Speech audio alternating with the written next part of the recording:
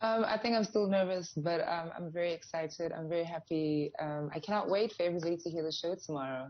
So tell us more about the station, as well as who the target market is, where it can be heard, and why this is such a big deal for you. Well, it's a big deal, I guess, because I'm the first South African to have this kind of show on Apple Music, which is a big moment. It is available to literally everybody that is subscribed to Apple Music. It's a global show, available on demand whenever you want to listen to it once it's gone live tomorrow at 3 p.m. Joburg time. And yeah, this is just the kind of show that celebrates African superstars, sheds light and a spotlight on the next generation of African superstars, and basically informs everybody around the world who they should be looking out for, who should be on their playlist, who's got next, who is the vibe, and also just making sure that we have an inter-country relationship with each other. I know what's going down in Tanzania, Kenya, all over the continent, and obviously always shedding light on what happens here in SA. And what are some of the special features that you're looking forward to hosting on the show? So we definitely have Africa Rising, which is when we get to kind of highlight the top 5 tracks of the week that you should have in your playlist. That also focuses on the next generation of African superstars. That you should, there's always a new artist that everybody needs to listen to. So we got that covered for you. There's a brand new feature called Loot Loves, but you'd have to tune in to find out exactly how that goes down. I don't want to give away everything. But more importantly, we've got, amazing cover stars. We speak to literally the biggest African superstars. And I get to start with the iconic, the legendary Angelique Kidjo. So that's the kind of content you'll hear. It's all about celebrating Africa, and making sure that everybody hears and understands who we are musically and creatively. And how is the music list compiled? Who gets to feature on this platform?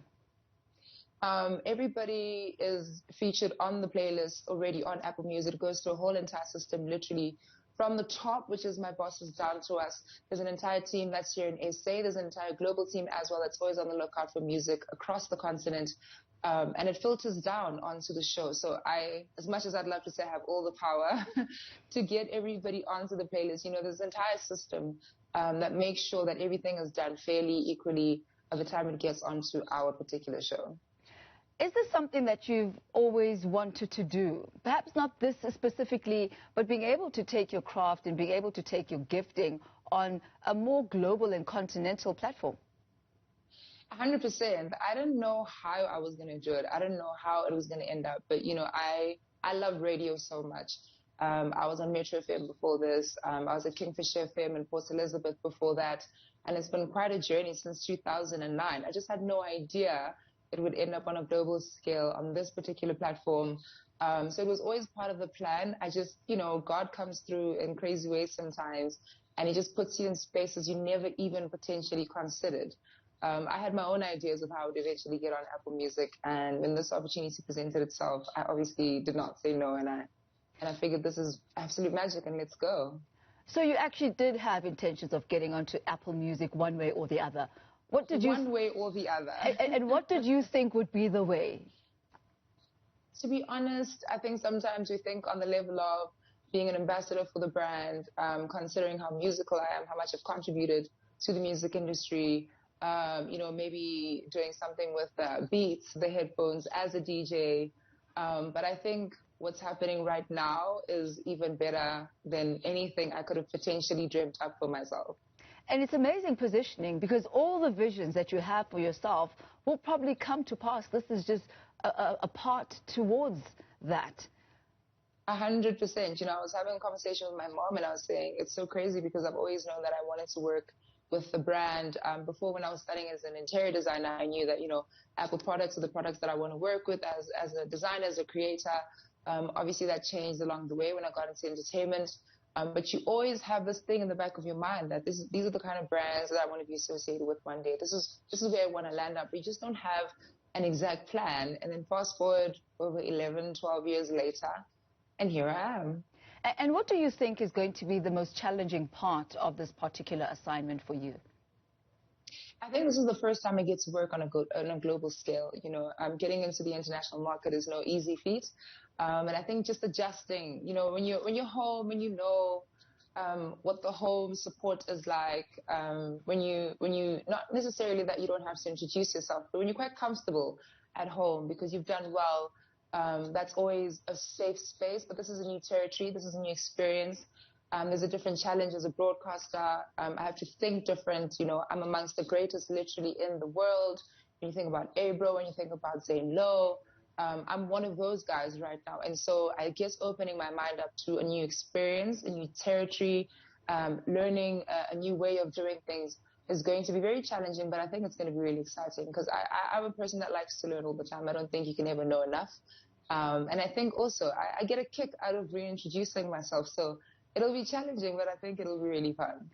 With technology and the way it's advanced, and especially the pressure that COVID-19 has put on the entire industry, one can pretty much broadcast from anywhere in the world. You can broadcast from your bedroom, from your lounge, from your car. Literally. Where will you be based physically? I'll definitely be broadcasting from home. The team is really trying to make sure that we keep COVID safe. If you look at my background right now, this will be me. Literally. And we're just trying to make sure, you know, I have young little ones in my house. I've got my mom who's also here. So I really don't want to be out, especially right now that there's a third wave and the numbers are really like at a really scary rate. We're trying to make sure that we're going to keep it safe. And as it gets better, I'm definitely going to step into a studio with the support of the team, so that we don't have my kids in the background kind of, you know, just chiming in. And then hopefully eventually I'll be in a place to, I don't know, go to, I don't know, LA, girl, I don't know, and broadcast from there. But I mean, it's an African show. It's best to be here. It's always good when somebody who's based on the continent, based in the country, is on the ground versus, you know, being so far out. But the best thing is just, you know, a sound issue. But, you know, the technology is pretty good. So right now we have no issues, even when the girls do chime in every now and then. I mean, your show, before you became the host, has profiled, and the station has profiled just so many you know, personalities, whether they're in the music industry and other industries as well. Who would you say features in your top 3 list of people to interview? Ooh, I am team young people on the rise. I'm team Gen Z. So the people I'd really like to speak to right now are the likes of Vocalistic. I haven't had a chance to interview him, to have a conversation with him. I'd really love to. And, you know, obviously I'm pro South African talent right now. I'd love to have somebody like Marcus Harvey, who's in the alternative space in SA, but is really doing an incredible job. I'd love to have him on the show. And if I could get a moment to speak to Wizkid or Burna Boy, I'm definitely doing that. I think those are the type of superstars I'd really love to have a conversation with, and get onto their radar as a broadcaster. Oh, well, and any perhaps personalities from outside, other radio personalities maybe that you'd like to talk to, and other people who are involved in the music space on a continental level that you'd like to perhaps meet or interview? I think I don't have names right now, but I'm looking forward to have really amazing conversations. The lady who is iconic as a businesswoman, as a broadcaster, her name is Toke. I'd really like to chat to her. She's done an amazing job. So ladies like that are people that I'm looking forward to speaking to.